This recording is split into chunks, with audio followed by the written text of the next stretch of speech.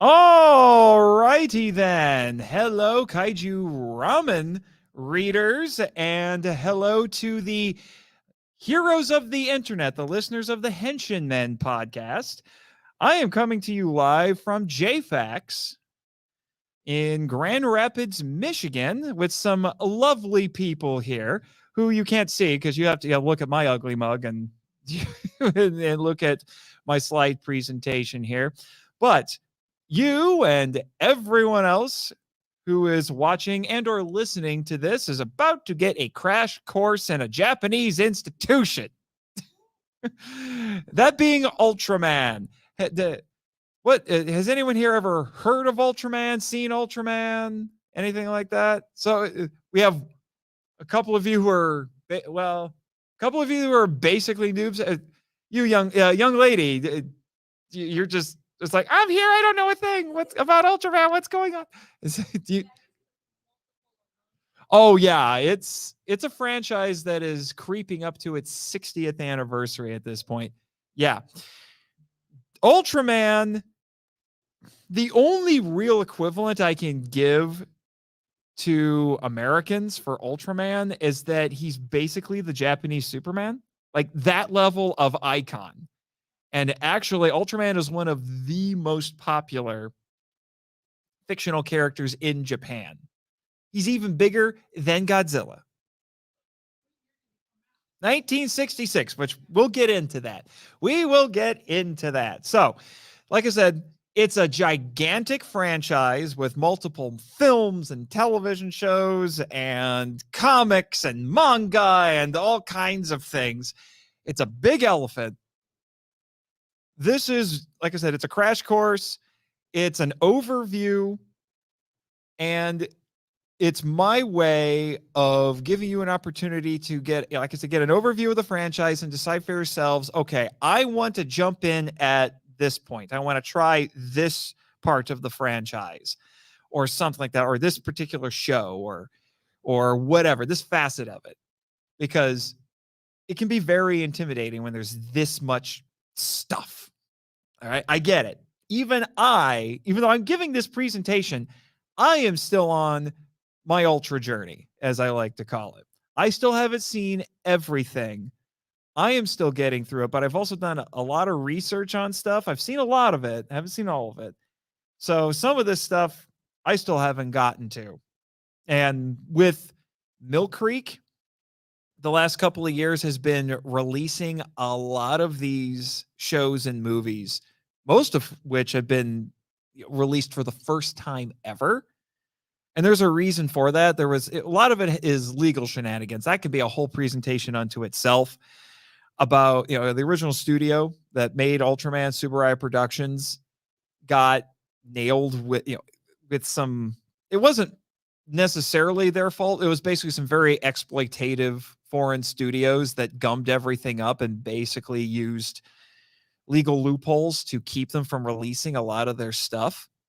And they finally took care of that a few years ago. I think it was 2019, and ink wasn't even dry on those legal documents. And then they make this big announcement saying, hey guys, guess what? You get everything. And they've been doing a huge push with the international market the last few years. They want Ultraman to be an international brand and not just a Japanese icon, an international icon. So, like I said, there's a lot to get into. So let's get started, shall we? Let's get started. So, what is the concept behind Ultraman? And I bring that up because there are, with rare exceptions, any Ultraman show that you watch will be basically the same concept, which is a being of light, usually aliens, who bond with a human, or they take human form. There are a few that just take human form. They don't bond with a human host. And then they transform, they henshin, that's the Japanese word for it. I'm doing a Henshin 101 panel tomorrow. By the way, if I should have introduced myself, I'm Nathan Marchand. I forgot to do that. I'm too used to people just knowing, or if I'm not in podcast mode necessarily, I'm not, leading with my name all the time. So my apologies for that. I do a lot of stuff. I'm in the vendor hall with my friend Eric Anderson, who's a local here. I'm from Indiana, and we're in the vendor hall in the corner with Nerd Chapel, which I'll talk about a little bit more later. But anyway, so he transforms into a monster fighting giant, and these Ultramen are usually helped by a human anti-monster team. So in this case, this is the original Ultraman from 1966, the OG, as I like to call him. And then this is the SSSP. I forget what it stands for. I know, I'll turn in my Ultra fan card. But in the United States, when the show was brought over in the 60s, they were called the Science Patrol. So I've gotten very used to just calling them the Science Patrol because it's easier to remember other than the acronym. So we'll get into that cast of characters, though. We'll talk about that a little bit, because I'm going to spend a good chunk of this presentation giving you background information on the early days of Ultraman, because it will inform everything going forward. And then we'll just do a quick overview over the rest of the franchise. So Ultraman is actually not the start of the franchise. There was another show just before it called Ultra Q, which has also been released by Mill Creek. It was 28 episodes long, and it's, if I had to describe it, I would say it's the Twilight Zone meets the X-Files. It's a semi-anthology. It follows several characters, a reporter, 2 pilots, and a scientist as they investigate strange phenomena. Not every episode has kaiju in it, but the most popular episodes of Ultra Q were the ones with kaiju. Now, I would actually say, personally, having seen all of it, I think some of the best episodes are not necessarily the ones with monsters in it. Not even necessarily the kaiju, not like, the giant monsters. Probably the most iconic, I would say, of the Ultra Q episodes has a monster in it, but he doesn't turn gigantic. It was a monster called Kanigan that's actually based on a Japanese fairy tale about a greedy kid who gets turned into a monster that is basically like a purse. He keeps eating money. Like, his mouth is like the mouth of a purse, and it has a zipper. And all he does is he keeps trying to eat money, but he's never satisfied. He's always hungry.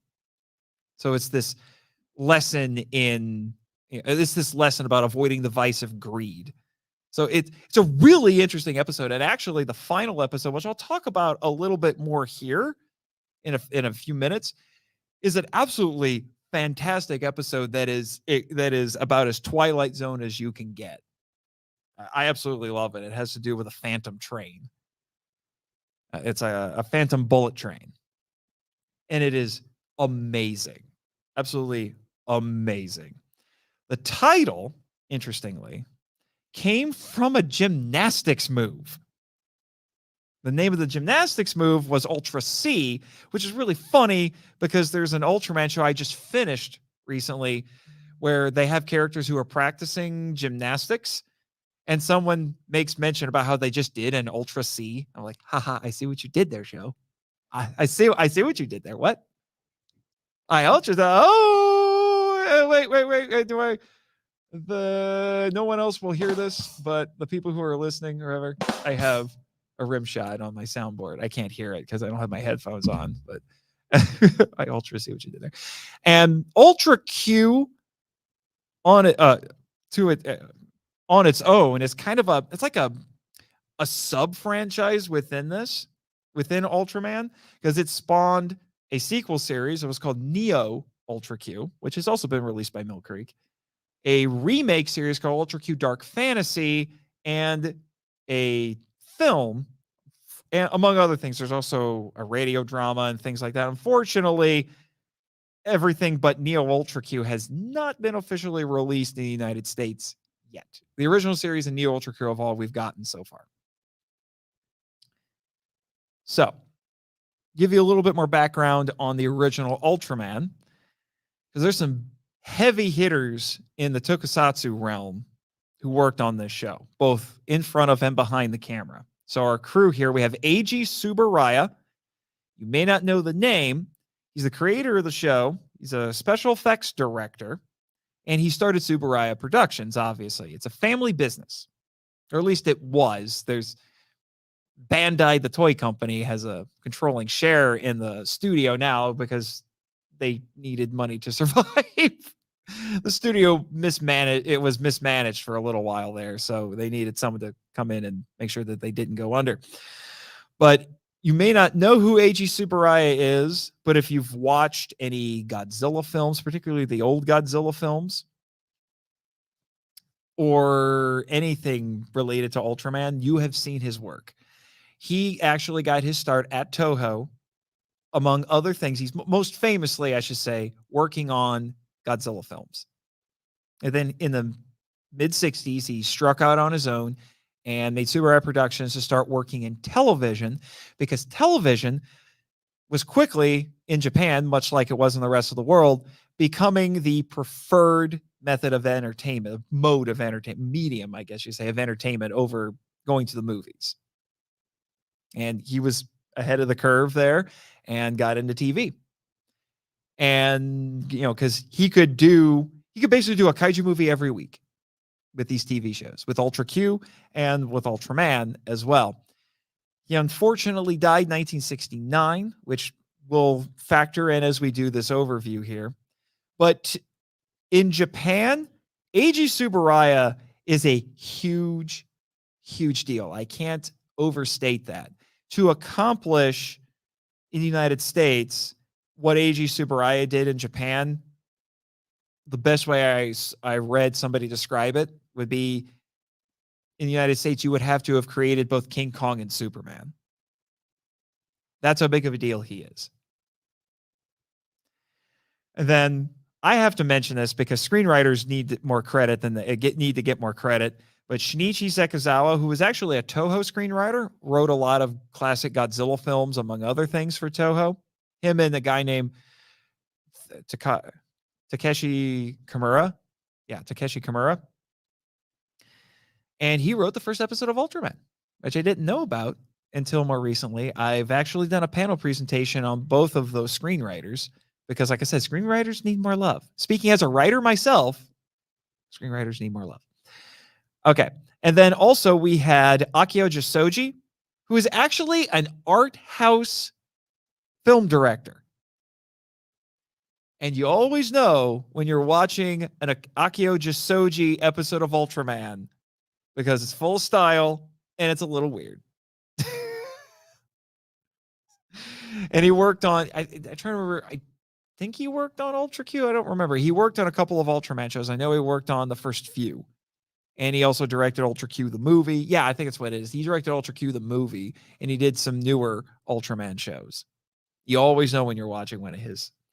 And then another name we have to mention is Tol Narita. He was the creature designer, and he designed the original Ultraman. And this design, I'll show you some better pictures of it.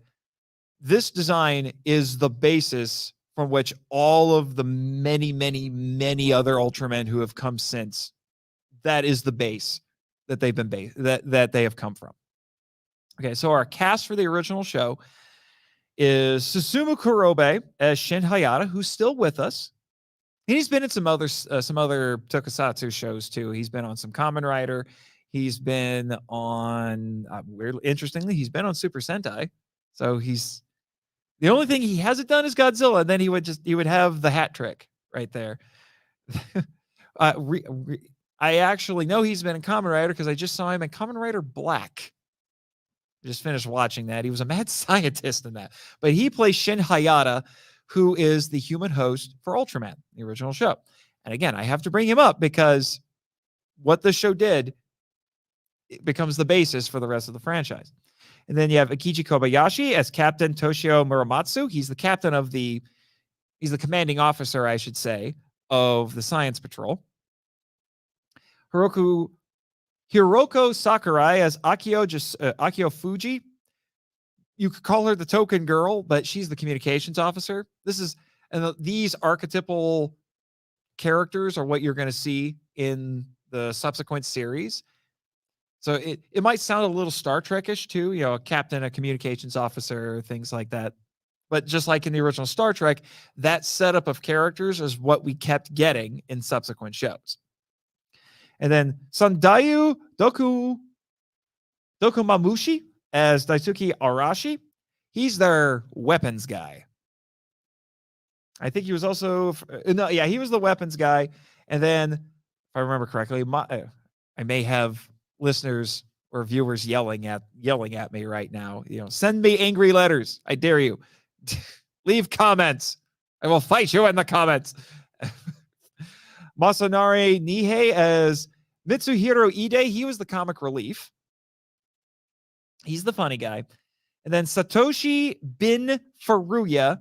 He was the Ultraman suit actor. Because in most tokusatsu shows, unlike in American superhero movies or television, they will have, most of the time, they will not have the same actor in the costume. They will have a face actor. It's what they call them. They have the face actor, and then they have the suit actor. And that's in large part because they don't want the face actor getting hurt doing all of the stunts. The original Kamen Rider, you know where I'm getting at. Fujioka, who played Hongo. Yeah, Takeshi Hongo in the original Kamen Rider. Man was so crazy and so talented for a while early on in the show. He played the secret identity, and he put the costume on, and he rode the motorcycle because Kamen Rider is a motorcycle riding superhero. He did everything. And then he got hurt and had to leave to recover. So they had to make a new character. But then they made lemonade out of those lemons because now they had two Kamen Riders. And then after Hongo came back, they could do team-ups. It was amazing. And then a second rider became a trope of Kamen Rider. It's cool. It's just kind of cool how that all works out. And I have met Ben Furuya at a couple of conventions. He is the snappiest dresser you will ever see. You know what I'm talking about. I see you nodding. Yeah. He always shows up wearing really snazzy suits, sunglasses, and he absolutely loves fans.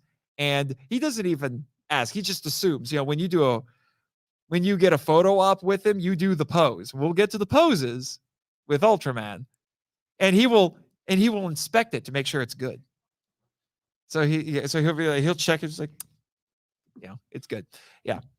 And then I have to bring him up, but Haruo Nakajima, who is unfortunately no longer with us, he was the suit actor for not all of the kaiju that are in this show, but for a lot of them. And he famously played Godzilla for 12 movies and about 18 years. Yeah, 1974. So he was the first. 1954 to 1972. And he kept getting work. He was friends with Eiji Tsuburaya, and Tsuburaya was just like, "Hey, you want to be on my TV show?" And I remember hearing about how he would always have a bit of a friendly competition. Like, he knew Ben Furuya. Ben Furuya was a little younger than he was, a little newer, and then in Japan, you've heard the term senpai. It's because that's like an upperclassman. You're a little farther along. And Nakajima will make it very clear. It's like, "Oh yeah, I'm the senpai," and would give Ben Furuya a hard time because he's like, "Oh, you're going to kill me today." Because every time he was on the show, he had to die because he's the monster of the week. So Ultraman's going to win, except for the last episode. But I don't think Nakajima was the last monster, which was Zeton. I don't think that was him in that suit. But anyway, so continue on. Ultra Q was a massive hit. Absolutely massive hit. So TBS, Tokyo Broadcasting System, the network, didn't want to waste a good thing. So they asked Tsuburaya if he can make them a new show with a few conditions. It had to be in color because Ultra Q was in black and white, although they've colorized it now. And personally, I haven't seen what Ultra Q looks like colorized, but I'm very mixed about colorizing black and white anything. But it's neither here nor there. It had to feature kaiju prominently because they were incredibly popular at this time. It was like superheroes are now. They were very ubiquitous at that point. They were at the cinema and they were on TV. It was crazy. And he also had to make a main protagonist who could fight the kaiju to kaiju. Okay. So the main protagonist had to be either a kaiju or on par with a kaiju. And they wanted an Ultra Q actor to return. Now, it ended up being, if I remember correctly, it was, let me get her name here, make sure I get her name right. Yeah. Hiroko Sakurai. She was in Ultra Q. She was the reporter. So she came back. It's you can't see her very well in that picture. It's from the second from the left. That I believe that is her. Okay. And Tsuburaya wanted to stick with the human team aspect and feature a friendly alien. This was what he wanted to do personally. So they went through a few ideas with this. So their first idea, and you'll see this is concept art. At the top right there, that's concept art. Those were early designs for what eventually became Ultraman. But here's the thing. They don't waste good ideas or designs because they ended up coming back in some form or another later, which is what I have there at the bottom. So their original idea was something called Woo, which would have been an alien creature that befriends a reporter, but the SDF, the Self-Defense Forces, that's what they call the Japanese military, sees the monster as a threat naturally. So basically, for what I understand, this was Doctor Who, because Woo, the title alien monster, is going to be kind of comical, and him and his friend, his companion, that's what they call him in Doctor Who, companion would go on all of these shenanigan-y adventures and things like that. Didn't happen, but that name ended up getting used for a Yeti monster in the original Ultraman, and it became the basis for a show that Tsuburaya made in the mid-2000s. It was called Bioplanet Woo, I think is what it's called. I don't know a whole lot about it, and it hasn't been released here yet. I'm hoping that it does because it seems kind of interesting. And then the next idea that they toyed with was Bemular. So this would have featured a defense team that disguises themselves as photographers or artists. But little do they know that one of their members can transform into a heroic bird-like warrior, and that's who you have there at the end. That's Bemular, and he would have been a straight-up hero. Okay, but the problem was the network wasn't so sure about him. They thought he looked kind of scary, and they knew a lot of kids would be watching this, and they weren't sure about that, so they didn't really want to go with that. But the interesting thing is, again, Tsuburaya is not going to waste any of this. Bemular was the name of the first kaiju in Ultraman, which is what I have down there right under him. That is the original Bemular.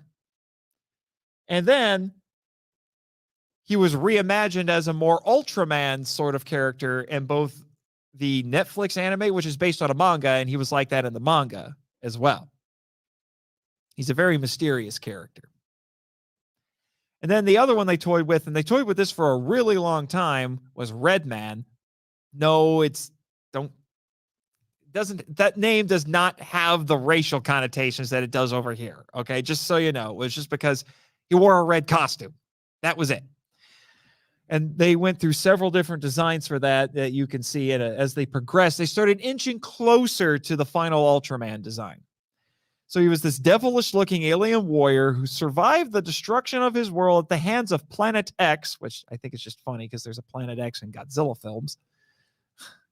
And he comes to Earth where he accidentally kills a human and bonds with him to save his life. Again, we're inching closer to what becomes Ultraman. They ended up not going with this design or this name, but Supro in the early 70s made a series of basically minisodes that they would air on TV they would show them between shows.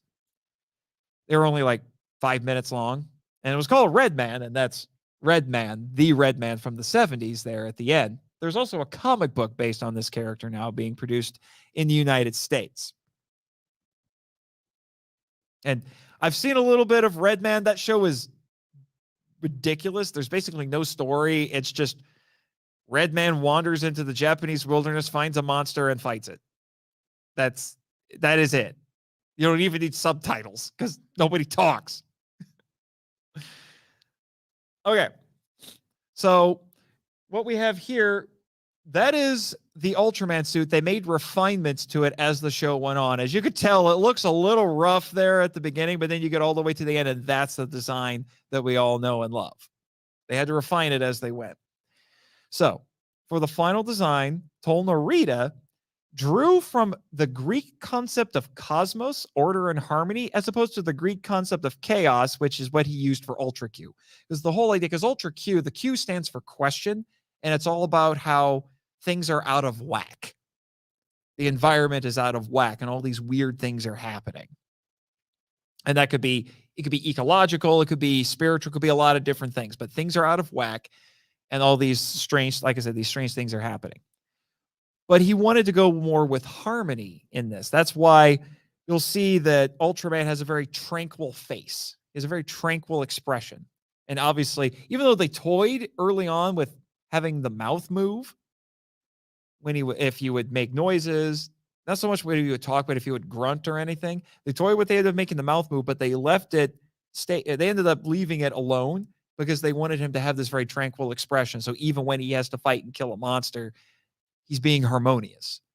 You even get the impression in some cases he doesn't even necessarily want to do it. It's a very Japanese concept. So he has he's iconically two colors, red and silver. So silver was supposed to be a rocket's steel, because it's supposed to be a very space age sort of a thing. And red, from what I read, no pun intended, was supposed to be the surface of Mars. So it was showing that he's an alien. So he's a rocket ship and he's an alien, if you want to look at it that way. Akira Sasaki, who was Narita's assistant, he was a sculptor. He ended up finalizing the face and the head. So he came up with the crest and the mouth, the eye shape, all of that. Now, something that upset TofuFury that has been a key facet of Ultraman from the get-go is the color timer. Color timer, you can see it here on this picture. It's that light on his chest. It will start blinking and it will beep when his energy levels are getting low. Now, in the original show, it was because they put a limitation on him, which is that he can only be Ultraman for 3 minutes. They did that because they thought Ultraman was too invincible. So they're trying to give him an Achilles heel. So he has to beat the monster in 3 minutes. Okay. Not every subsequent Ultraman has specifically had a 3-minute timer. It's more just like the longer the fight goes on, the more energy he expends and the more tired he gets. And when he's really low on energy, the color timer will start to flash and beep. That was added at the last second. It was not part of TofuFury's original design, and it upset him. It upset him, which is why, and we'll talk about it at least a little bit, when you get to the movie Shin Ultraman, he doesn't have a color timer. They did that to honor the original design that TofuFury came up with. And it was actually, I think, and they also did it, and when they did that, they actually got a hold of his family. I think it was his son, and they told him, like, hey, we're doing this in honor of your dad. And they were very honored by that.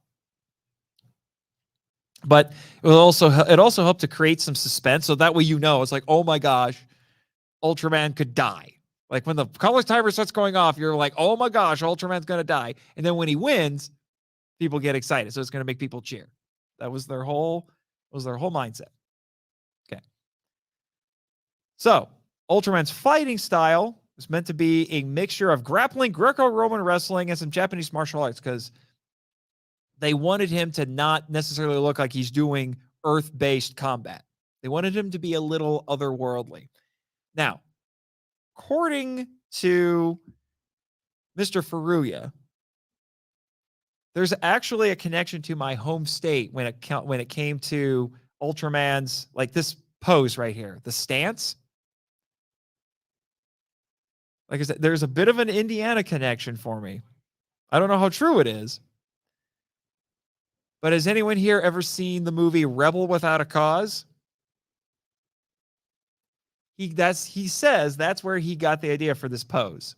It's James Dean holding a knife in Rebel Without a Cause. And James Dean is from Indiana. That made me extremely happy. But, could be just telling stories. We don't know. So the series premiered, air quotes up to the mic, like my friend Luke Giaconetti, premiered on July 10th, 1966, with The Birth of Ultraman, which was a hastily made stage show that aired in Ultra Q's time slot, preempting the final episode. So the final episode didn't get aired until, I think, a few months later. Because Tsuburaya and the network wanted to beat another show, a competing show that was starting, I think, a few weeks after that, called Ambassador Magma. So my apologies, I spelled that wrong. That's a typo. It's Ambassador Magma, which in the United States is called Space Giants. So the first proper episode aired on July 17th, and 34% of Japan watched this premiere. Now, I've seen this stage show. It was actually kind of lost media for a while, and then somebody found it, and Mill Creek actually released it. It's pretty shoddy. Like I said, they threw it together really fast, and there's Ultraman. Weirdly enough, Ultraman's hardly in it, and that's what this first picture here. That's from that. It was in black and white. And stage shows actually became a staple of Ultraman. There's a lot of Ultraman stage shows going on all the time. In fact, a lot of times they use the same suits for Monsters and Ultraman in the newer television shows and vice versa for the stage show. Again, trying to save a little bit of money. And it did air in the United States in the mid to late 60s. It was dubbed by United Artists TV. They picked it up just in that fall. The show was still airing in Japan, and they picked it up in the fall because they were that impressed. And it was a staple of U.S. syndicated television until the 80s. Before my time, but still, apparently. So that's crash course in the original show. And now I'm going to do a little bit of an overview of the entire franchise. I will not be covering everything, because there's a lot, especially in the newer stuff, because there are web series and there's some movies and there's a lot of stuff. I'm going to be hitting the major things throughout it. And some terminology that I want to make you aware of. You'll see it here where it says Showa. That is a term that you're going to see a lot in not just Ultraman, but in the Godzilla fandom, Tokusatsu fandom. It actually has to do with the Japanese calendar system, which is based on the reigns of the emperor. Now, Japan, quick primer, Japan has not had an emperor who ruled the country since the end of World War II. The emperor in Japan is basically like the British monarchy. He reigns, but he does not rule.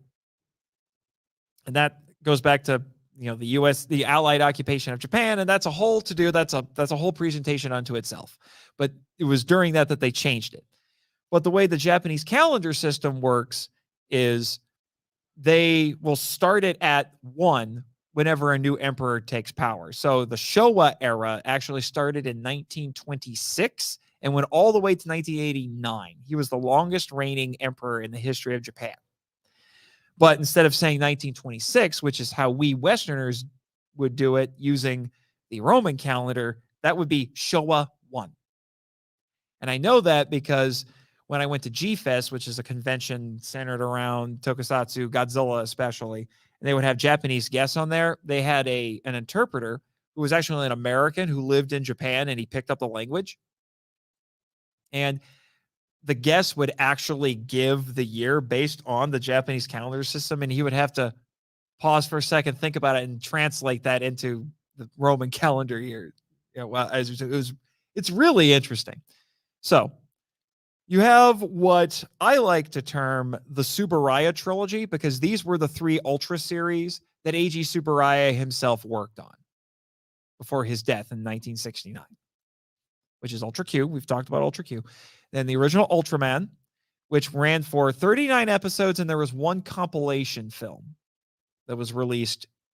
I think it was the 1967, so the year after the show finished. And then in 1967, which some call the year of the kaiju, because every major studio in Japan and 2 in South Korea released a kaiju film. That was like the pinnacle of kaiju popularity in Japan. It's crazy. It's like how people complain about how there's like 5 million Marvel movies a year.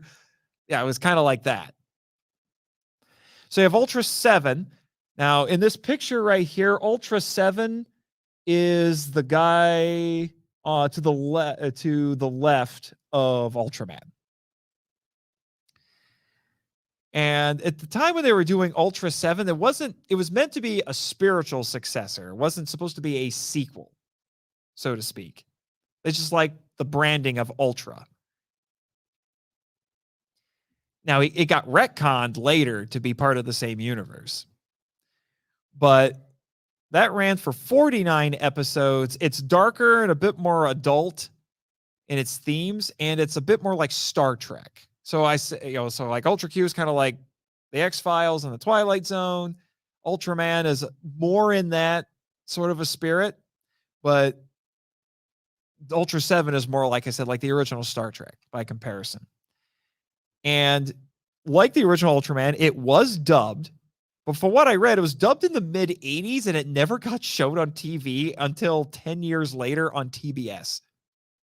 Now, the only thing that's interesting about that is that there's an episode of Ultra 7 that ended up being controversial.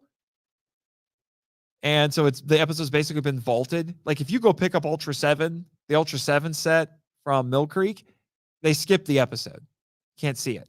Now, I found a place where you could watch it because somehow it got dubbed and it did air on TBS. And I found it. Quality was awful, but I at least got to see the episode. And it was banned for the most Japanese of reasons that would take a few minutes to explain. And I don't know if I necessarily have that time right now because we have a lot of stuff to get through. And then you get to the 70s. It took a few years off. Like I said, Eiji Tsuburaya died in 1969. The Japanese film industry crashed in 1970. So there's a lot going on. They just weren't able to make new stuff. And then you get to, like I said, 1971, and there's a new show called The Return of Ultraman, which ran 51 episodes. It was, like I said, the first series without Eiji Tsuburaya. At this point, his kids are running the studio. And it was originally meant to feature the original Ultraman, which is why it's called Return of Ultraman. But instead, it gets Ultraman Jack, who is to the left in this picture, is to the left of Ultra 7. Ultraman Jack, which was a name he got later. They didn't call him that in the show. It was in the 80s they started calling him Ultraman Jack. Him and Ultraman look freakishly similar. If you just looked at their silhouettes, you can't tell them apart, admittedly. But then, like, there was another Ultraman named Zoffy who showed up in the last episode of the original Ultraman, and they look basically the same too. The silhouettes look the same. You have to look at the finer details to tell them apart. And this show is noteworthy. Like I said, I'm just giving little bullet points about each one because we could get into a lot of stuff about each one of these shows. But the main thing that Return of Ultraman did was that it established the continuity with the previous series. It officially made Ultra 7 part of the same universe. So that's its main contribution. And it also features the first crossover between the Ultra of that show and previous Ultramen. That's the other thing it's known for. That's how it established the continuity, by bringing them back. My apologies if the text is a little small. 1972. At this point, Tsuburaya is cranking out Ultraman shows every year. Because the way a lot of Japanese television works is that instead of renewing a show for multiple seasons, although anime does this a lot, they will just make a new show with new characters in the same universe, in the same brand, similar concept every year. So 1972, you have Ultraman Ace. which ran for 52 episodes. It's more of a superhero show than a mystery show because they're trying to compete with Kamen Rider. Kamen Rider was really popular at this time. So if I had to characterize, because the Showa era of Ultraman, there's kind of two halves to it. I would describe the Tsuburaya trilogy as being like, that's where everything gets established. Like all the tropes and the characters and everything, with Ultra Q, Ultraman, Ultra 7, they all get established there. It definitely has Eiji Tsuburaya's touch to it. You get to 70s Ultraman, and it's a drug trip. Like each one of them is a different flavor of crazy. Return of Ultraman is the sanest out of probably the 70s Ultra. It's a little bit nutty, but it gets a little bit kind of Lovecraftian at points. But when you get to Ultraman Ace, it's a straight up acid trip. It is bonkers. Would you like to sit down, sir? Okay, thank you. Yeah. The thing that Ultraman Ace is really known for is it had 2 Ultra hosts, not just one, it had 2, including the first female host who got kicked off the show halfway through it because of pushback from viewers. I'm not going to sugarcoat it. I don't like throwing this term around unless I think it's accurate. It was sexism. And it upset me because I really liked her. And like her and the guy, they were like they weren't like brother and sister or anything. They were just in the right place at the right time, both trying to save people during a monster attack. And then Ultraman Ace. And Ultraman Ace is to the left of Jack there. He has the big mohawk. He's a little skinnier than the rest of them too. And they were going to call it Ultra Ace, but that name was already taken. So that's when they started doing the Ultraman new name. So he's Ultraman Ace. Yeah. So they were both trying to save people during a monster attack, and he bonded with both of them. Well, because they were trying to save people during a monster attack, and then they both joined the Science Patrol team. And they both had rings. They had rings, and they would have to basically touch fingers or touch the rings. Whoop, killing the microphones. Touch them together so they could transform. And they would also have to backflip in the air because that's what you do. It's just what you do. But yeah, because of pushback, they got rid of her. Now it turned out the girl was a moon princess, and she went back to the Moon Kingdom. Cool. And she came back once or twice after that, but I was upset when I was watching. It's like, you people, you jerks. Why would you do that? And ever since then, it's just been the guy. Like if they've brought Ultraman Ace back, it's just the guy that he transforms into. Although there was a movie where they set it in an alternate universe that's closer to our world, and then the Ultramen start coming over to that universe because of multiversal shenanigans. But the thing that was cool about it was called Superior 8 Ultra Brothers. What was really cool is that they brought back all of the original actors from the Showa era and some from the newer shows. And they were not playing the actual characters. They were playing different characters that were just a lot like them. And in that movie, they brought back both the guy and the girl from Ultraman Ace, but they weren't the same characters, but they were husband and wife, which I thought was really cute because they toyed with a potential romance between the two of them in the show, and then that got cut short because of sexism. Curse you, sexism! Anyway. And then after that, you had Ultraman Taro, 1973, ran 53 episodes. This is very fairy tale-esque. And Taro, remember, Taro is the bullhorn looking guy to the right of the original Ultraman. Taro.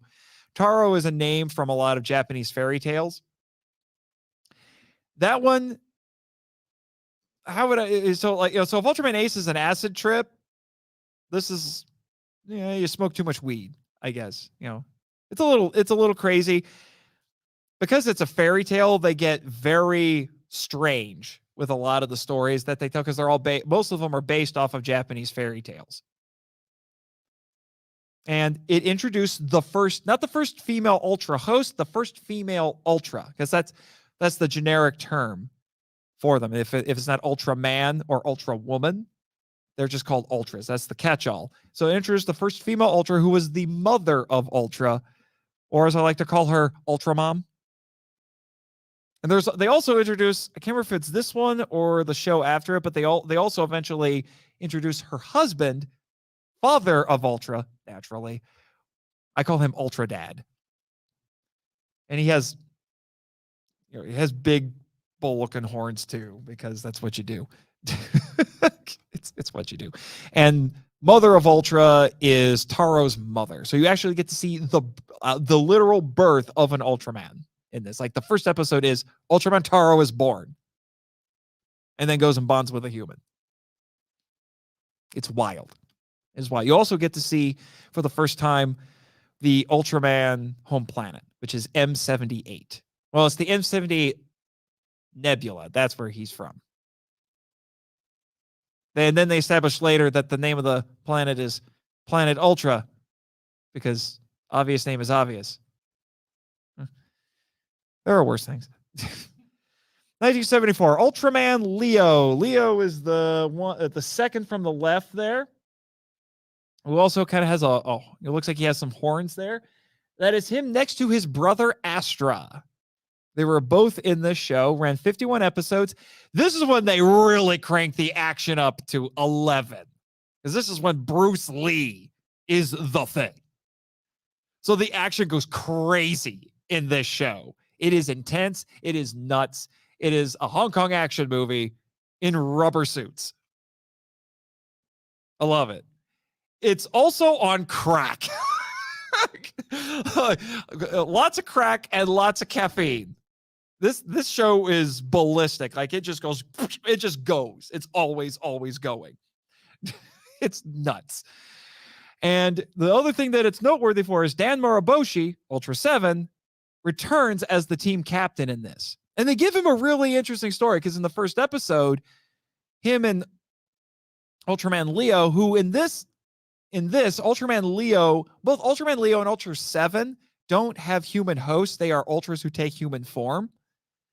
And Ultra 7 gets injured fighting monsters. He gets his leg broken. So when you see him in his human form as Dan Moriboshi, he's walking with a cane.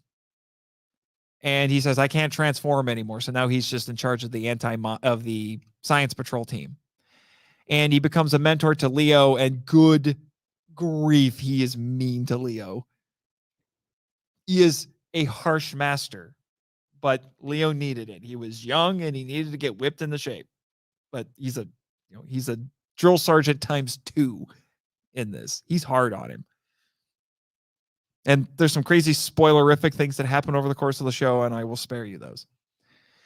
And then after that, you have to talk about this. I had to add him, though, because he wasn't in this first picture. But the Ultraman all the way at the end, that is Ultraman Jonius, 1979.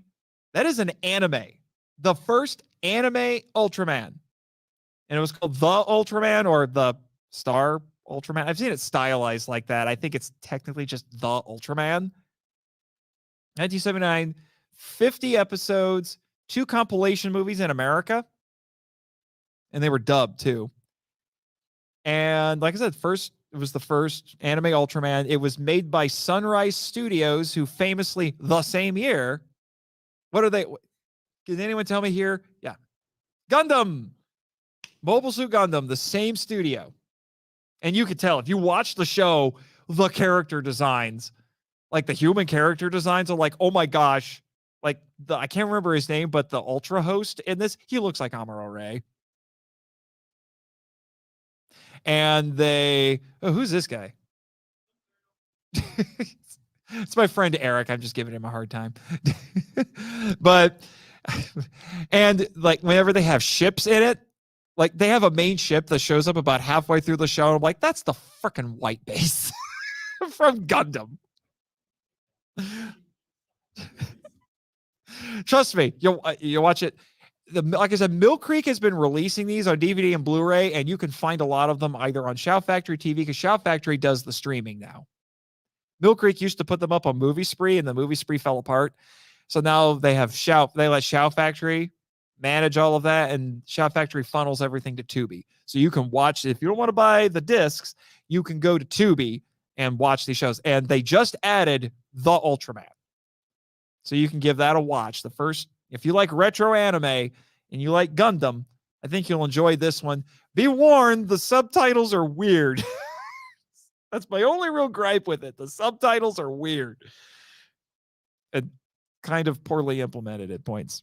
But, you know, I'm a writer and an English teacher. I see all of your typos. I cannot unsee them. Anyway. And then the Showa era comes to an end in 1980 with, naturally, Ultraman 80, which is decidedly less insane. The anime is not as much a drug-induced crazy show like the other ones were, but it takes advantage of the fact that it's animated to do things they couldn't have done in live action, or if they could have, it would have been very difficult to do. So it's wild in that regard. Ultraman 80 is much more grounded by comparison to all of those, which, going through these in order, having spent months going through the crazy stuff and then getting to Ultraman 80, it was very quaint. I'm like, oh, thank you. I needed a breather. So this one ran 50 episodes. The thing that was interesting about this one is, and this is another case of, it's not a human host, it's an Ultraman that takes human form. And his day job, he was a school teacher. It was very unique. I could only think of one other, correct me if I'm wrong, I can only think of one other superhero who worked in a school for his day job, and that was Black Lightning. He was a principal. Well, that was a TV show. I haven't seen that one, though. He's a teacher. Okay, so there's at least two. But here's the thing. After about a dozen episodes, they dropped it. Now, what he would do is he would work as a teacher, and then his weekend job is he was on the science patrol team. Or if stuff was going down while he was doing the teacher thing, he would turn into Ultraman and go fight the monster. Okay. Well, they dropped that. He was just working full-time for the science patrol team. And that went back to low ratings because Tokusatsu wasn't popular. Guess what was popular?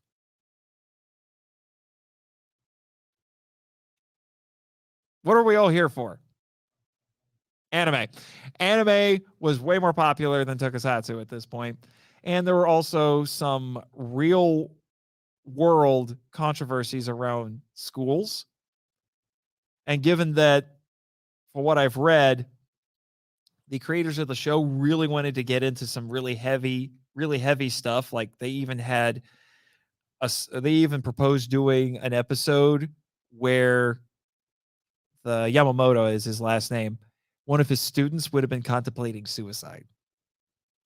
They said, like, that's just too much, especially with some real world stuff going on with schools. So those two factors together basically made them say, like, we have to course correct. We have to change things so we can keep the show going.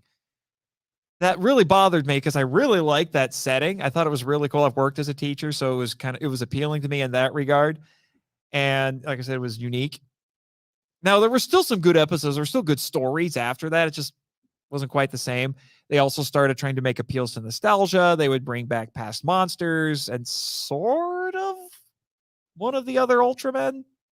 And then they also introduced, you can see her all the way at the far right. That is Yulian. They introduced her toward the end of the show. That's another female another Ultra woman. And there were also in the Ultraman, there were also some Ultra ladies, but they didn't fight battles. And Mother of Ultra didn't either. Yulian got into fights with Ultraman 80. Not she wasn't fighting him. They would fight together. That's what I mean. I'm editing myself as I go. Can you tell? Anyway, then you come to a period where they go on hiatus. And then funneled Ultraman out to do some foreign productions. Yes. Other countries tried their hand at making Ultraman. And we'll talk about those a little bit here. So, in the meantime, Supro is also struggling in the early 80s financially because of an oil crisis. And also, like I said, Tokusatsu was their bread and butter, just wasn't popular at the time. They would do some things like they made, that's what this picture is here on the left. That is Andromelos, 1983, which is Ultraman adjacent. It's in the same universe. Hasn't been released in the US yet. And they made a compilation film, 1984, called Ultraman Story, which does have some original footage, but it's a lot of it is recycled from the TV shows. And it starred Ultraman Taro. But compared to what they could have done, a lot of it's stock footage.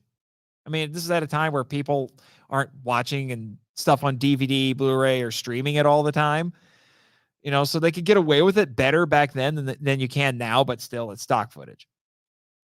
So they started outsourcing Ultraman to foreign studios as experiments. There were 3 of them. 1987, Ultraman The Adventure Begins, aka Ultraman USA, made by Hanna-Barbera. Yeah, Yogi Bear, the Flintstones, the Jetsons, they made an Ultraman movie. Supposed to be the pilot. That's what this one, the top right, top left, I should say. Supposed to be the pilot for a new animated series. Didn't get picked up, unfortunately, which is too bad because I've seen it. It was released on VHS. It hasn't gotten another release since then, mostly because nobody knows who owns it, because the Hanna-Barbera library got bought out by several people, several other studios, most notably recently Warner Brothers. So theoretically, Warner Brothers owns it. They probably forgot they owned it. I could just imagine like Mill Creek or Subaraya coming to them. It's like, hey, can we release this? And like, we have that? Yeah. $2. It's just not going to care. But it was actually really good. It starred 3 Ultras. There was the Ultraman Chuck. Like these were their names. So it's just the names of of the secret identities. So it was Chuck. I can't remember the other one. And they had an Ultra Woman, and her name was Beth. So it's Ultra Woman Beth. Ultraman Chuck and Ultra Woman Beth. And I can't remember who the other guy is, unfortunately. I'll turn in my card later. Yeah. But the show never got picked up, which is too bad. You can watch it on YouTube. Somebody ripped the Japanese Blu-ray. No subtitles. It's all in English. It is beautiful. This Blu-ray transfer is beautiful. If you like 80s animation, this is perfect for you. Absolutely perfect. And then this is the one at the bottom here. 1990, Ultraman Towards the Future, or Ultraman Great. 13 episodes, 2 to 3. I can't remember the exact number. I know it's at least 2 compilation films. It was made in Australia, mate. So Ultraman's hanging out in the outback, fighting monsters there. Feels a lot like Doctor Who, like classic Doctor Who when I was watching it. First half of the show is better than the second half because it was an ongoing storyline where they were fighting this kind of like non-corporeal, not non-corporeal, but like these parasite aliens called the Gudis. So front half's better than the back half, but it's worth seeing. It hasn't been released by Mill Creek yet. These foreign productions, because they're co-productions, there's some rights issues need to be untangled. I think the rights for this one have been untangled, so they can release it now.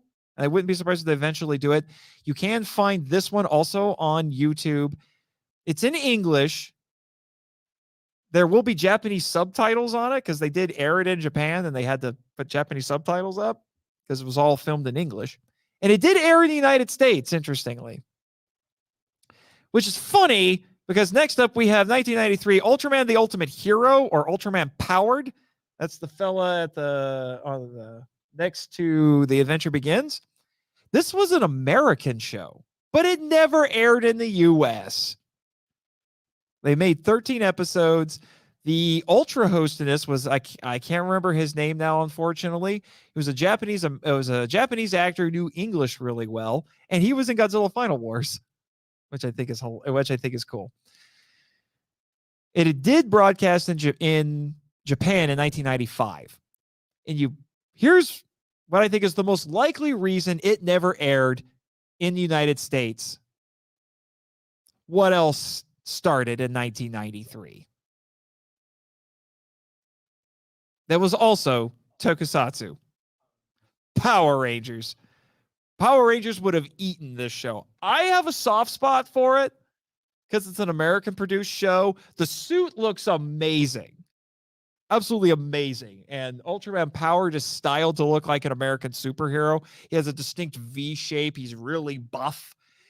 But the suits in the show looked so good. And they also had some top tier Japanese talent designing the suits and the monsters, including Shinji Iguchi, who worked, I should say, on Neon Genesis Evangelion, which we'll get to more of those connections in a bit. The suits were so good that they didn't want to wreck them. So the fight scenes are not great.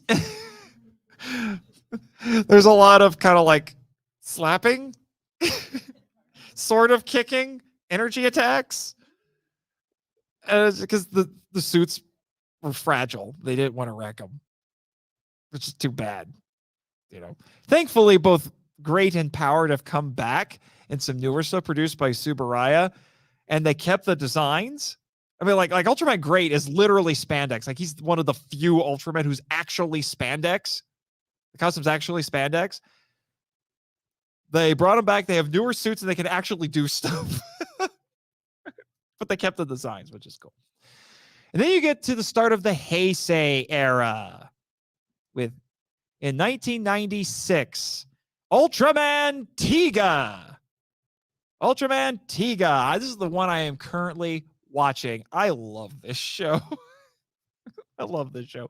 52 episodes, 2 to 3 movies, depending on how you want to, classify them. And it's set in a new universe. So it's not related to the Showa stuff at all. And it's revolutionary because this was the Tiga, who's the one in the center there. He was the first multi-mode Ultraman. So he would change forms. Now, all he did was change color. You get to the newer stuff and they get like whole other costumes. They look completely different now. But back then, all he did was change color. And they tweaked the origin of the Ultras a little bit in this. This was also one of only a handful of shows that was actually shown in the United States and it was dubbed. So 2003, so 7 years after it aired in Japan, it gets dubbed. It's weird that they waited that long. It was dubbed by 4Kids Entertainment, which if you like early 2000s anime, like Yu Yu Hakusho and Yu-Gi-Oh! And all that, 4Kids is dubbing that for you. So they dubbed this one too. They only did 24 episodes. So one source I looked at said they dubbed the whole show, but only the first 24 dubbed episodes aired, and the rest are quote unquote lost media. Another source I looked at said they only dubbed 24 and then they just stopped because the show wasn't getting the ratings that he did. Fox had just lost Power Rangers to Disney, and it was airing on ABC now. So I think they picked this up hoping they would have another Power Rangers on their hands, and it didn't quite work out, but that might be because the dub can't figure out if it wants to play it straight or satirize the show. It's goofy. But, that's a topic for another day. And then you had a couple of direct-to-video movies. Ultraman Zerth, he's at the bottom there. He has more red than silver on him. And these were parodies. This was Tsuburaya parodying their own stuff. And it had a lot of cameos from actors from past Ultraman shows. All right, now I'm going to start moving through these quickly because I haven't seen all of these yet. 97, you had Ultraman Dyna, 51 episodes, 3 movies. It's a sequel to Tiga. 1998, you have Ultraman Gaia, 51 episodes, 2 movies. And this is another new universe, so it's not the same, but he did cross over with both Tiga and Dinah in a movie. 2000, Ultraman Neos, 12 episodes, direct to video, was actually made in 1994. It's basically, from what I haven't seen this one yet, it's basically a remake of the original show. 2001, Ultraman Cosmos. This is the longest one. 65 episodes is the longest Ultra series. 3 movies. It started with a movie, actually. So if you go find Ultraman Cosmos, I can't remember, I think it's called The First Contact, Ultraman Cosmos, The First Contact. You can watch that without having seen the show, because that is the start of the show. They launched the show with that movie. And what's interesting about Cosmos is that he's a pacifist. He doesn't want to kill the monsters. So he does everything he can to not kill them. He tries to pacify them, make them non-violent. And then if that doesn't work, then he'll deal with it. But so he does everything he can to not have to hurt the monsters, which is kind of interesting. Oh, baby. 2004, Ultraman Nexus. This is one of my favorites. This is one of my favorites, despite the fact that it got a little manhandled. 37 episodes. It was supposed to go to 50. And then it got 2 DVD specials. It's a sequel to a movie, and I love this movie. It's called Ultraman The Next. And it was part of the Ultra N project, where they were experimenting, superheroes experimenting to see if they could make Ultraman shows or movies for grown-ups. Because the primary audience before this was kids and young adults. Like Ultraman Cosmos is for really little kids. You know, and like Tiga was appealing to teenagers and young adults. This one, they wanted to see if they could make Ultraman for grown-ups. So it's really dark. Now, a kid could watch it. It's probably like PG-13 levels. And when I say it's for grown-ups, I don't mean like it's full of swearing and nudity and graphic violence. It's a little more violent than a typical Ultraman show, but it's more in terms of the storytelling and the themes that it's going with, because it deals a lot with PTSD and, you know, stuff like that. I love it. The last few episodes feel really rushed because they basically cut out an entire final storyline and then tried to compress it into the last few episodes. There's a whole villain that they cut out, and then they just put all of the end game stuff, end of series stuff onto the villain that they were dealing with at that point, which is unfortunate. But I love Nexus, and Nexus is the guy to the immediate right of Tiga there. He looks like he has a helmet. That's Nexus. 2005 Ultraman Max. They were trying to get back to basics with this one, so they went back to being more kid-friendly. I haven't seen this one yet. 39 episodes, 1 special. It did air on Toku, the Toku network on Amazon Prime in 2007 with a dub. I haven't seen that, though. And it has a lot of top-tier talent in it, including Shusuke Kaneko, who, you know, worked on like the live-action Death Note movies, some Gamera movies in the 90s and things like that. And Akio Jisoji, who I mentioned before, the art house guy. He came back and he did some crazy episodes, I hear, in this one. Then you have 2006 Ultraman Mebius. 50 episodes, 7 specials, 2 movies. One of the things that you'll notice with the Heisei era is that they get a bit more experimental. Special effects get better. They get a little experimental. You know, pacifist Ultraman, Ultraman for grown-ups, relaunch the show, multi-modes, things like that. These are all tropes that they're starting to use more going forward. And then, this goes back to the Showa era continuity. It's a direct sequel to Ultraman 80. It picks up from there. And it has a lot of returning Ultramen from the Showa era. 2007, Ultra 7X, 12 episodes, a remake of Ultra 7 for grown-ups. I haven't seen it yet. And then 2007, 2008, you have Ultra Galaxy Mega Monster Battle. And then its second season, which is called Never Ending Odyssey. So you get 26 episodes total. This is actually more of a space opera set. It's very Star Trek-esque. And it's set in the same universe as Ultraman. And they have an Ultraman-like character in it, but it's not an Ultraman show necessarily. And then it culminates with a movie that I like to call Ultra Word Salad, because this is the actual full title: Mega Monster Battle Ultra Galaxy Legends, the movie. Yeah, which introduces both Ultraman Zero, who I'll show you a picture of him here in a second. He's a really popular Ultraman right now, and Belial, who's an evil Ultraman and is his arch nemesis. He's a really popular villain now too. And then after that, they make a few movies starring Ultraman Zero. They made 2 specials and 2 movies. So Ultraman Zero, The Revenge of Belial, and Ultraman Saga. And Ultraman Zero is the son of Ultra 7. I like to call him Toku Shonen, because he's very much like a shonen anime character, except an Ultraman. It's crazy. He's really OP now. Like, they went nuts with him. He has like multiple modes, and it's like in Dragon Ball, every time that you think you've reached the pinnacle of power with Saiyans, nope, they find a new one. That's Ultraman Zero. And then you get to 2013. This is what they call New Generation Heroes. So it overlaps with the end of Heisei and the beginning of the Reiwa era, which is the current one that we're in. Heisei technically started by the Japanese calendar in 1989. And then Reiwa started in 2019. So the first 2 series, most of these I haven't seen in their entirety yet. So 2013, 2014, you have Ultraman Ginga and Ginga S. You get about 24 episodes total with 1 movie. 2015, I've seen a little bit of this one. Ultraman X, 25 episodes, including 3 recaps, so they kind of cheat. And 1 movie. I've seen the movie for Ultraman X, and I was introduced to an actual weapon. This is an actual weapon.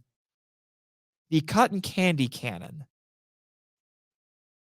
It's a pink laser that makes cotton candy.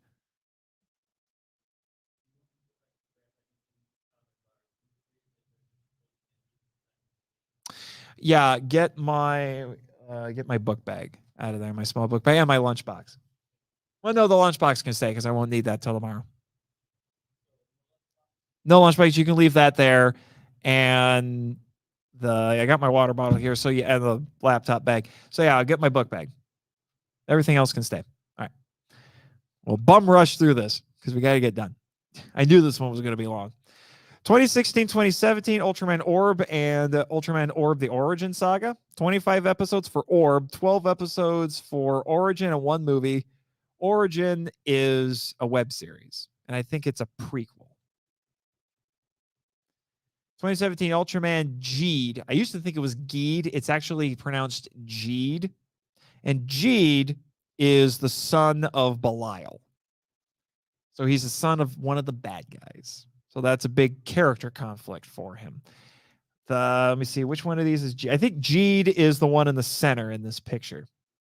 He has the more aggressive looking eyes because he got his daddy's eyes.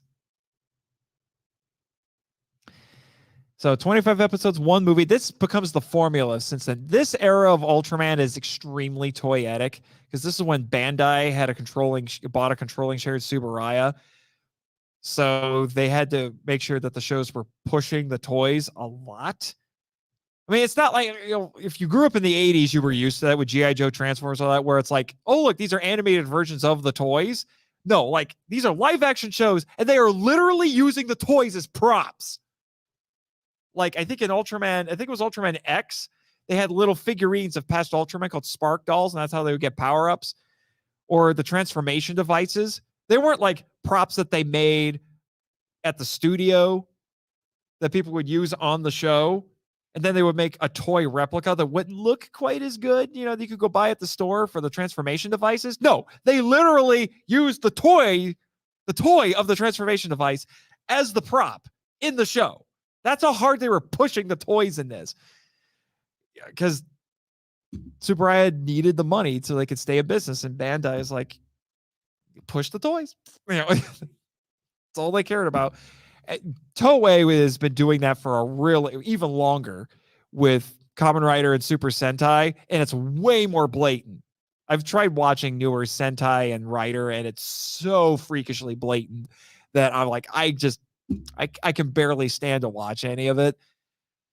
There's a bit more restraint I've noticed with Ultraman. And for what I've heard rumors that the crews working on Ultraman at Subaraya really don't like the fact that they have to push the toys. They would rather not.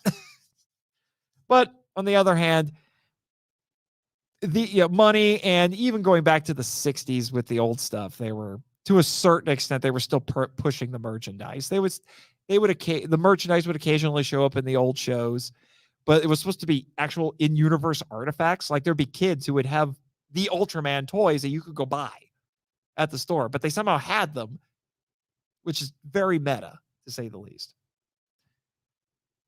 All right. 2018, Ultraman. It's not R/B. It's actually pronounced Rube. I haven't seen this one yet. It has twin Ultramen, twin boys, and one's red, one's blue. That's where the name comes from. 25 episodes, one movie. This is the standard now. They make shorter seasons, but the finale is always a movie. And it's the most recent one available from Mill Creek. So if you want to get it on physical media or watch it on Tubi, this is the newest one you can get.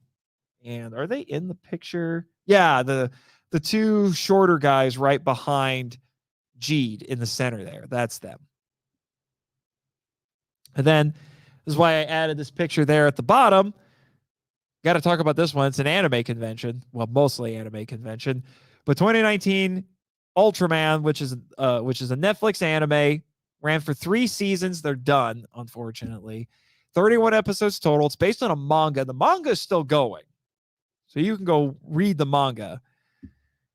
And it's a direct reimagined sequel to the 1966 series. The protagonist in that is the son of Shin Hayata, so the original Ultraman. But it's really different. It's not aliens bonding with humans and transforming. No, it's power suits.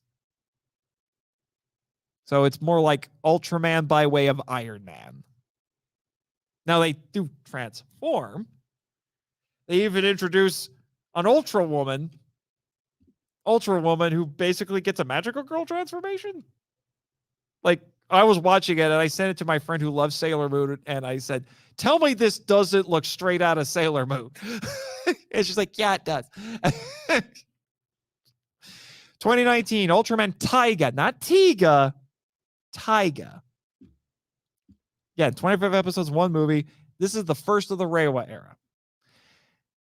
All right, then you get Ultraman Z or Zet, because everywhere else in the world that letter is pronounced Zed or Zet.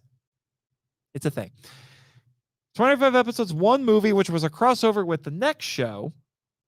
And what's notable about this one is that this one was the first one to be simulcast on Subaraya Productions' YouTube channel. And now it's been dubbed. They've been re-uploading episodes with an English dub now, because it got crazy popular. But remember, this is 2020. It's the height of quarantine. And it's a wholesome, uplifting show about a superhero defeating evil aliens and monsters. And they were pushing it out with subtitles to the whole world at the same time. We needed it. Ultraman Z was the hero we deserved to steal from Batman there. And then after that, every other Ultraman show that they've produced, they would simulcast on YouTube with subtitles.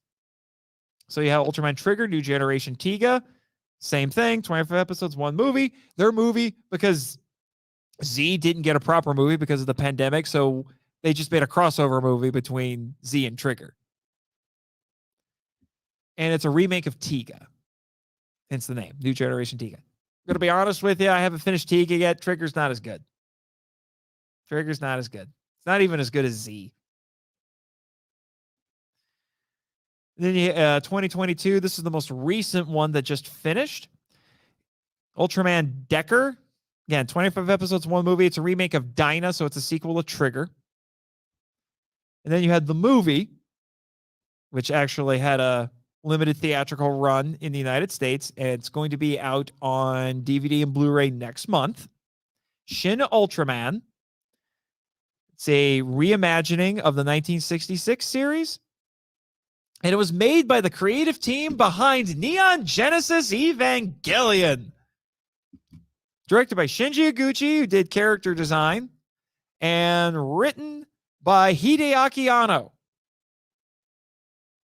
And he also did some of the mocap for Ultraman because he's crazy. And because he made an Ultraman fan film back in the 80s when he was a young, up-and-coming filmmaker. And then this is the next show that's coming, Ultraman Blazar. And if we have a little bit of time, I will show you the trailer for Ultraman Blazar. I also would like, if they'll let us, I don't think they're going to come rushing in here to kick us out just yet. I would also like to show you a few Ultraman theme songs, just to show you kind of the progression, because there's very distinct flavors between the different eras, and you can see some progression. And also, you can definitely tell how similar they are to anime, particularly anime of those, of its eras. You'll see a lot of similarities. So that's the teacher guy. Yeah, from Ultraman 80. Yeah, Takeshi Yamato. So does anyone have any questions, or should I mean, we've gone a little bit over, unfortunately. Oh, we're really close. Well, we're really close to our finishing time. But does anyone have any questions? We went through a lot of stuff. I get it. But I'll take questions now, and then we'll look at a few videos. I don't know if you'll be able to hear them, but hopefully you will. Tubi or Shout Factory TV. Not all of them, most of them. And anything that like Z going forward, so Z, Trigger, and Decker, you can watch those on either Subaraya's YouTube channel or on Ultraman Connection, which is the main English language YouTube channel, not YouTube channel, website for Ultraman. You can see a lot of those there. But I would almost bet money that Mill Creek's going to do a second wave. They finished what they originally contracted to do. I would bet money that they're going to do a second wave of releases, because those Ultraman releases, even though some of them were better than others, they made money hand over fist with them. So they'll do a second wave. I guarantee you. Anyone else have some questions? Because I know we went over a lot of stuff. I'll even take one from the bearded weirdo back there. Well, that would be Nerd Chapel. You guys should all come see us there tomorrow. You can learn about all of my podcasts and check out all of our books, including some fiction that I've written, among other things. Anything else? I mean, this is your opportunity to ask the pseudo expert here questions about Ultraman. Yes. Okay, that is a really good question to ask. Because like I said, this is a massive franchise. And so you're like, where do you start? Well, it depends on how you want to approach it. Do you want to go chronologically? Start with Ultra Q. Or if you don't want to watch Ultra Q, you could just start with the original Ultraman. I think you should watch Ultra Q, and you can go from there. If you would rather start with the newer stuff, I would say Ginga would be a good place. That's the start of a new era. Or Z. Z is extremely accessible, and now it has a dub. So if you prefer dubs to subtitles, you can watch it now. And the dub episodes are still being released. The whole series is not out yet with a dub. I think they're up to like episode, 19 out of the 25. So that'd be a good place to start too. And Z has been very popular. It's very modern. But if you like 90s era stuff, I would start with Tiga. Tiga is fantastic. Absolutely fantastic. And if you want to start with the Heisei era and go forward, you could do that. If you prefer darker stuff, watch Ultraman Nexus. Tiga's a little bit dark at points too, but I know for sure Ultraman Nexus, that's really good. Although you want to start with the Ultraman the Next movie, because it's the prequel to it. So there's a couple different ways you can approach it. It really just depends on what you're looking for. what your sensibilities are. There's an Ultraman show for basically everybody out there. If you want to start with something shorter, I would say give Ultra 7X a try or Ultraman Neos. They're shorter. Like I said, if you want to try the foreign stuff, even though I wouldn't call that typical Ultraman, but they're only 13 episodes. So they're relatively small commitments. But like I said, because they're foreign made stuff, that's not going to be typical Ultraman. So there's a lot of things to take into consideration with that. So don't feel like you have to approach it a particular way. Take this overview that I've done and kind of figure, I was like, I want to see that one. I mean, I've jumped around a little bit. I mean, I watched Nexus when I was still trying to watch the Showa era stuff, because for a while, Nexus and a few of the other shows, the Heisei shows, were airing on Crunchyroll. And then I found out that they were going to get removed in a week. So I'm like, watching Nexus now. Because at that time, there wasn't a DVD release. So this was like the only way I could watch it was to watch it on Crunchyroll. So I binged it in a week. And I loved every second of it. So, like I said, don't feel, if you want to watch the anime, if you were like, I love anime, I'm not so sure about Tokusatsu yet, watch the Netflix show, watch The Ultraman. I didn't mention it, but there's a Mill Creek released an early 90s anime called Ultraman Kids that's for really little children. And it's incredibly wholesome and endearing. It's not really an action show. It's more of an adventure show. I've only watched a few episodes. And that's only 26 episodes, too. So that's a low commitment, too. But if you have little kids who like anime and you want to see if they would like Ultraman, that might not be bad. The only problem is that it's subtitled. It's not dubbed. So you may have to either hope they can read or read the subtitles for them. Does that answer your question? Okay. Anything else? Anything else? Okay. Speak now, forever hold your peace.